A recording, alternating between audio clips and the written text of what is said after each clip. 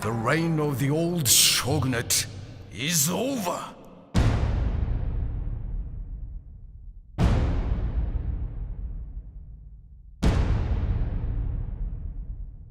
The Japanese islands, they're sort of a bit smaller than like mainland Europe and everything. Have you had to make some changes from the new features that you have to accommodate this? Or? Yeah, so you're right in scale. I mean, for example, Empire Total War had Europe, had America, had India, and this is just Japan. It, of course, sounds smaller.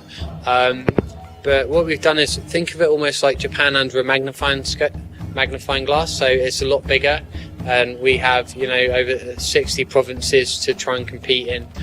Just in the small campaign, I think there's 120 turns, which translates to about 30 years, and then in the grand campaign you've got 220 turns, which is about 55 years. So comparatively, over 200 turns, it's just as big as Empire or Napoleon or any game before it. In addition to that, you've got these 9 or 10 different clans that they've got different starting positions, they've got different unit compositions, and you can't even see everything in the game in one turn or in one playthrough. So there's literally months of gameplay in there if you want to sort of try and explore everything. I think many players, among them myself, maybe sort of more familiar with the tactics and the strategy that were used during, say, the Napoleonic era, Clausewitz and stuff. Does that stuff actually sort of differ in medieval Japan? Yeah, I mean, so to start with, of course, instead of firing gunpowder, you've got these melee combat. So you've got units charging in and actually fighting each other rather than range combat with guns.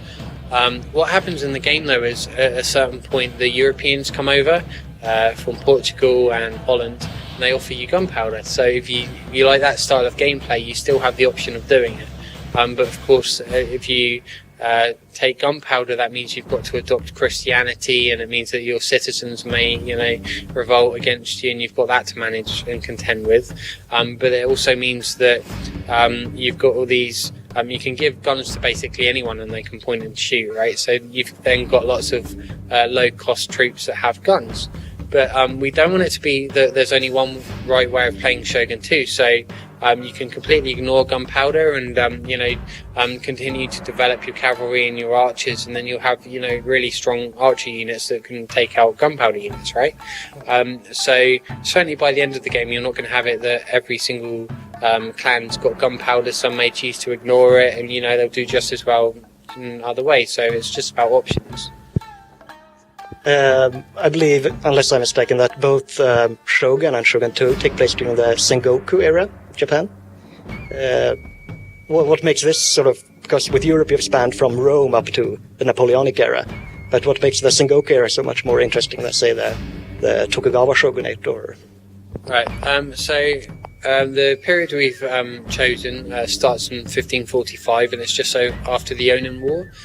So why that's so interesting to us is that there's no clear leader in Japan. There's these all these different clans sort of vying for power, and any one of them could have become shogun, and that's pretty much the perfect total war scenario for us. I mean, it was the same thing in Empire. You've got France and England and all these other countries vying for power, and it's the same kind of thing. So the time period we've chosen, there's lots of interesting units and technologies, and we just really loved it, so that's one we went for. All right. One of the most interesting features in Empire, one of the best things, was the co-op campaign. Have you introduced some new interesting things there? Yeah. So of course, Napoleon saw the debut of the drop-in battles and stuff like that. All of that's back in for Shogun 2. In addition, we have a co-op campaign whereby it's not just you and other people on the map that are fighting against you. This is a co-op campaign where you and your friend play the entire campaign together, right? So you have joint missions, you've got joint objectives, and of course that also means that if you're off exploring the map separately, you've got the same line of sight. You can see all the stuff that your friend can see. If you go into a battle and you're just playing against the AI, your friend's welcome to come in and watch any battle that you're in, and of course vice versa. If you want to give them something to do and get them involved, you can actually give them some of your units to control in that battle. So you could say, okay, take control of all of my archers, and if you could stick them up on that hill and attack the enemies that are coming past, and then sneak around the back of the castle and all that kind of stuff. So you can work together in whole new ways. But it's still just 2 players, right? That's correct, yeah. More isn't always better. That's true. Shogun is sort of almost like 2 games at once, like Civilization and real-time strategy. How do you sort of balance your focus on these different parts? Sounds rather tricky. Yeah, that's right. So of course we've got the turn-based campaign where you're talking to other clans and you're making diplomatic options and you're giving your daughter to your ally and all that kind of thing. And then you've got the real-time land and naval battles and sieges as well. So you do all the strategic stuff from a higher level when you're managing your entire clan, and then you go in and you can fight each battle if you choose to. I mean, there's some players that may choose to auto-resolve everything if you don't want to do it. But we've been working on the series for a decade now, and we think we've really sort of polished and refined that experience so that both sides are equally balanced in both enjoyment and strategy. I have a question from our editor-in-chief. Sure. Yes, he has that your series is really a bitch if you want to collect games in alphabetic order. Right. So he's wondering, could you maybe release this as Total War Shogun, and then also re-release all your old games with that nomenclature? I will ask. One quick fix for this is kind of like a mod. What you can do is you can get the cover and rip it in half and then put the other halves around the other way, and it's like an instant fix for that. But yeah, all right. But the reason we changed the name around is purely because it just kind of makes sense, because our series is Total War, and some people may read Medieval 2 or Empire and not even connect it to being a Total War game. So we really want to sort of raise our brand awareness and just make it more consistent. So every game will be Total War, and then so that's the idea behind it. But yeah, apologies for messing up his game collection. It's obviously a lot of new things. We've gone through many of them. Are there any really cool new features that you'd like to mention that we haven't touched upon yet? New features.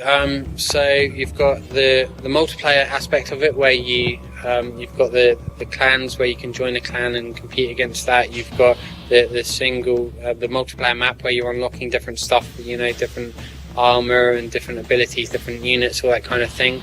You've got the leaderboard, you've got the clan leaderboard, you've got the Shogun leaderboard, so the very best people in the world are going to be trying to get to the top of that and be the best Shogun 2 player. We've also redefined what a naval battle is by including coastal battles, so you're fighting with all different rocks and stuff around you, and the siege battles play completely differently. We've got the co-op campaign. There's a ton of features this time. So as you can see, I didn't know where to start with that. So. Speaking of starting, ending, you're sort of almost close to the circle now, going to Shogun again. Yeah. So are you gonna keep circling around this Rome 2 next, or some other eras, or? You might not be able to answer it, but maybe the general philosophy behind how you... Sure. With Shogun, it was purely that we wanted to make the game we envisioned a decade ago, and it was coming up to the anniversary and all that kind of stuff. The idea for a Total War game is purely to find a scenario where you've got all these warring factions trying to seize control.